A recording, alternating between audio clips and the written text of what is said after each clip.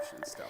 Lots of things can cause people stress. There are healthy ways to relieve stress in your daily life, and one of those things is exercise. Kevin Petersen with Chronic Hope Institute joins us now. Kevin, thank you so much for being with us this morning. Oh, well, thanks for having me. I appreciate it. So we were just talking, we're both sore from our workouts yesterday. Yeah, you bet. And exercise really helps relieve stress for people. It does on a lot of different levels. And the primary level is obviously the physical level, where you have the release of the dopamine and the serotonin, which makes your brain feel better right off the bat.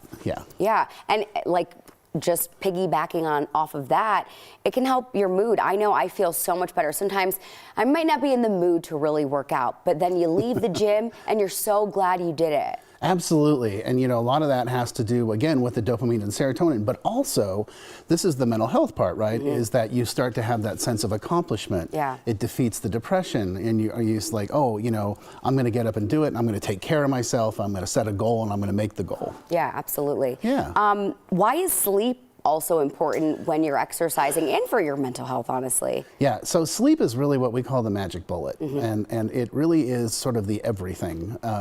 It allows your body to recharge itself, and it also allows your brain to sort of reboot and reset itself, and it gets you to that space where you're just ready for the next day, and you're recharged and ready to go.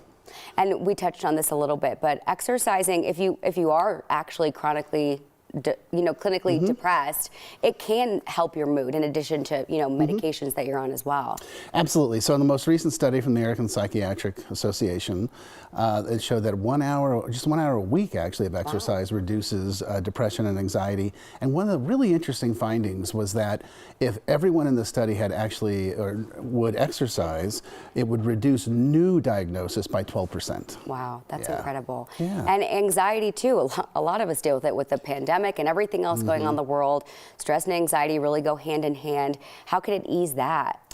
Well, again, so the anxiety is very much an internal physical response to stimulus of what's going on. So what we get is the opportunity to relieve that and distract ourselves and take ourselves away from it for just a little bit of time. And it allows us just to sort of bring everything down. Kevin, for someone who's maybe not an avid exerciser and they're like, okay, this sounds great, how do I get started? What would you recommend to them? I always tell my clients, just walk around the block.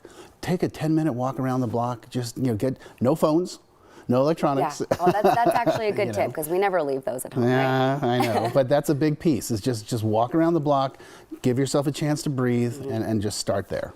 Yeah, and you mentioning our phones and social media and all that too. I mean, I've taken just breaks off social media, and that's so good for your mental health as well. Oh my, yeah.